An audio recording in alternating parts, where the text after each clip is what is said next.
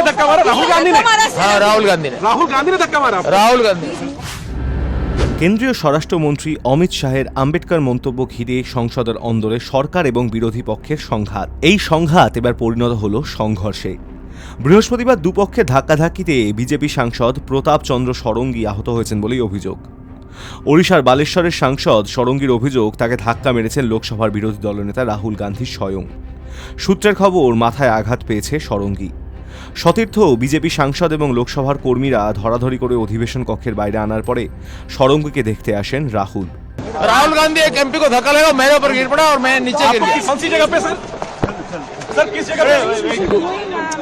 Sir किस जगह पे? सीढ़ी के ऊपर में मैं खड़ा हुआ था और राहुल गांधी ने आकर के एक एमपी को धक्का लगाया, वो मेरे ऊपर गिर पड़ा और मैं। कहाँ चोट लगी? देखिए, मैं पता नहीं आपके, शांत हो जाए, आपके कैमरा में होगा। ये पार्लियामेंट की एंट्रेंस है, इसमें मैं अंदर जाने की कोशिश कर रहा था तो बीजेपी के एमपी जो थे वो मुझे ऐसे रोकने की कोशिश कर रहे थे, धकेल रहे थे और मुझे धमका रहे थे, तो वो हुआ है बस।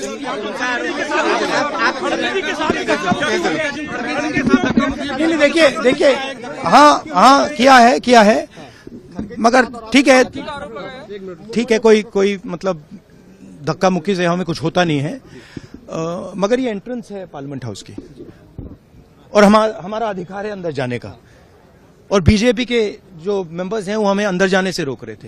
सेंट्रल इशू है जो आप लोग मांग कर रहे हैं अमित शाह के रेजिग्नेशन को लेकर। नहीं, सेंट्रल इशू है कि ये कॉन्स्टिट्यूशन पर आक्रमण कर रहे हैं और जो अंबेडकर जी की मेमोरी है उसका अपमान कर रहे हैं। মঙ্গলবার রাজ্যসভায় সংবিধানের ৭৫ বছর নিয়ে বিতর্কের শেষে জবাবি বক্তৃতায় শাহ বলেন, এখন একটা ফ্যাশন হয়েছে, আম্বেদকর আম্বেদকর আম্বেদকর আম্বেদকর।